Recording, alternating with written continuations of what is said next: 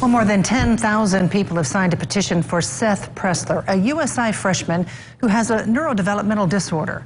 In this Eyewitness News follow-up, students seem to be siding with Pressler over USI's administration. Brandon Bartlett here now with the latest. Brandon? And Shelley, I want to show you this. This is that petition that people are continuing to sign tonight. The university allowed Seth Pressler to enroll in on-campus classes, but now university officials say he's no longer allowed on campus. Why?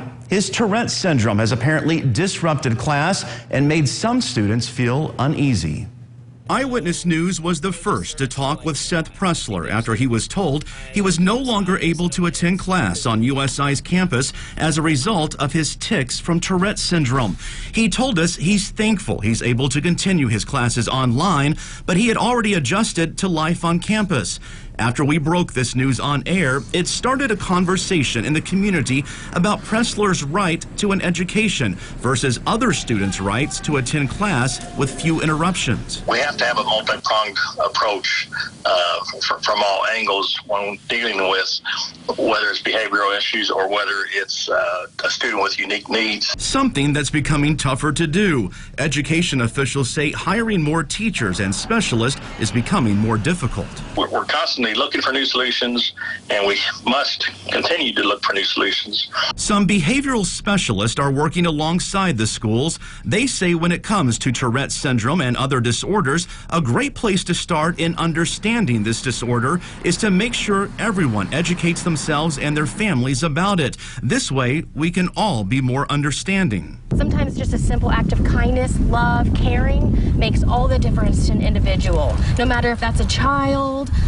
if that's, a middle-aged individual, or maybe a very elderly person.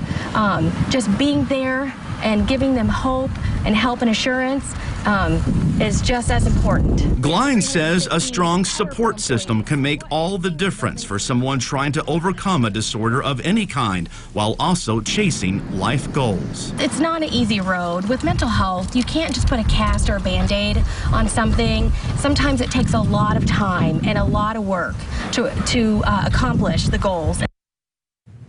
And USI officials addressed the community's concern on Facebook, saying it's their policy to abide by federal and state non-discrimination laws and regulations. USI officials told us to expect a video response soon from USI President Ron Rochon. Once we get that, we'll of course have that for you on air and online. So far, the only explanation USI has given us is that they are trying to protect the safety and well-being of all students, staff, and visitors. Of course, we'll continue to stay on top of this story. Brad? All right, thanks a lot, Brandon. Indiana's top health official, the state commissioner